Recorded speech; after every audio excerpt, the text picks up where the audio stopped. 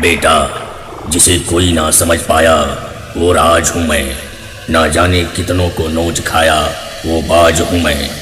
ना जाने कब किस पे आफत आ जाए वो गाज हूँ मैं। जिसे अब तक कोई ना हरा सका वो आवाज हूँ मैं।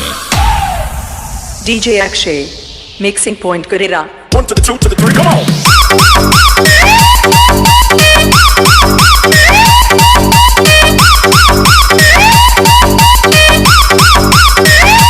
DJ Akshay.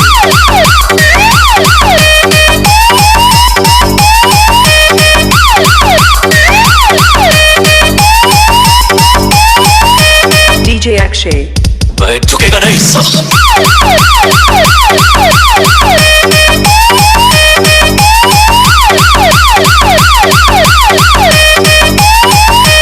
DJ Akshay.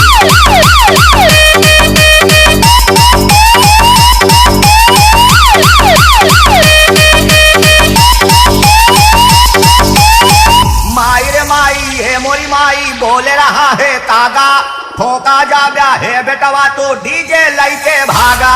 सोई गया हमारे सामने तो अब सुसु कैसे जागा।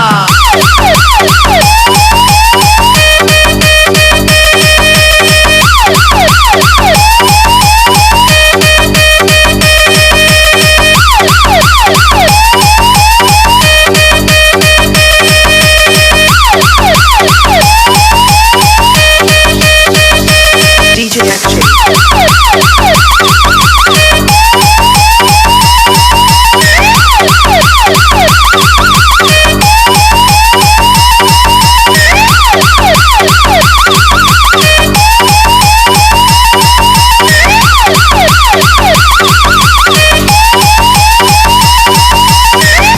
हम जिस महफिल में जाते हैं वहाँ हाहाकार मचा देते हैं। और ये कंपटीशन तो बहुत छोटी बात है बचाई।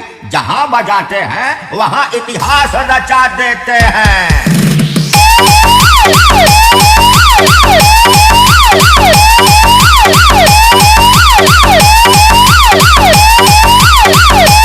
DJ Akshay.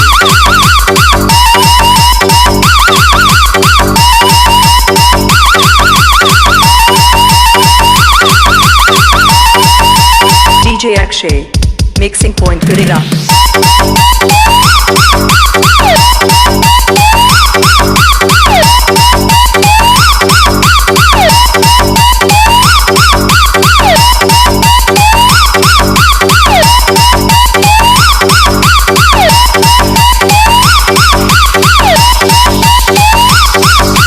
DJ Akshay, mixing point Gurira.